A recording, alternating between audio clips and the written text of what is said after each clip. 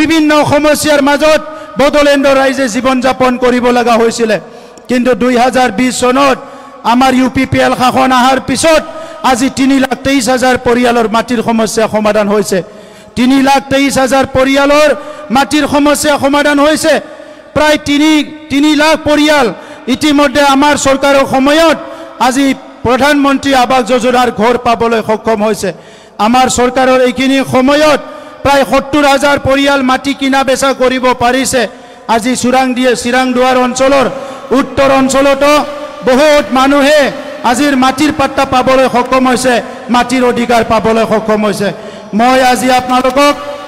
স্পষ্ট ভাষাৰে ক'বলৈ বিচাৰিছো চিৰাংদিয়াৰ সমষ্টিত যি সকলে মাটিৰ অধিকাৰ পোৱা নাই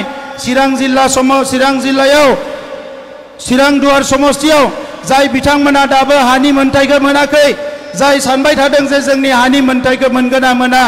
जुने भाबि আছে माटिर अधिकार पाम ने नापाम অহা 1 বছৰৰ ভিতৰত চিৰাংদুৱাৰ সমষ্টিৰ প্ৰত্যেকটো জাতি জনগোষ্ঠীয়ে যিমান আছে ইমান ফৰেষ্ট ডুৱেলাৰ্ছ এক্টৰ আধাৰত ফৰেষ্ট আইনৰ আন্ডাৰত সবৰ মাটিৰ পাট্টা আপোনালোকে পাব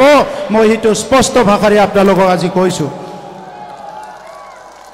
হাতীচাৰ অঞ্চলত খোৱা পানীৰ ব্যৱস্থা কৰিবলৈ দিছে আমাৰ জল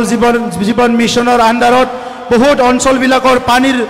যোগান ধৰা হৈছে বহুত অঞ্চলত পানী পাইছে কিন্তু হাতীচাৰ অঞ্চলত খোৱা পানী বা বিভিন্ন পানীৰ অভাৱত হাতীচাৰ অঞ্চলৰ ৰাইজে কষ্ট পাইছে মই আপোনালোকক কথা দিছো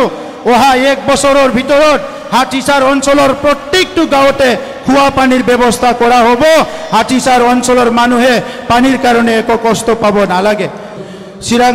জিলাৰ উত্তৰ অঞ্চলত বহুতখিনি ৰাস্তা পদূলি হ'ল তথাপিতো 14 চিৰাং সমষ্টিত গাঁও অঞ্চলবিলাকত এতিয়াও আমাৰ আদিবাসী অঞ্চল গোৰ্খা অঞ্চল বিভিন্ন বড়ো অঞ্চলত কিছুমান জায়গাত এতিয়াও ৰাস্তা হোৱা নাই এই 4-3 বছৰত 1800 কিলোমিটাৰ ৰাস্তা আৰু দলং বনোৱা হ'ল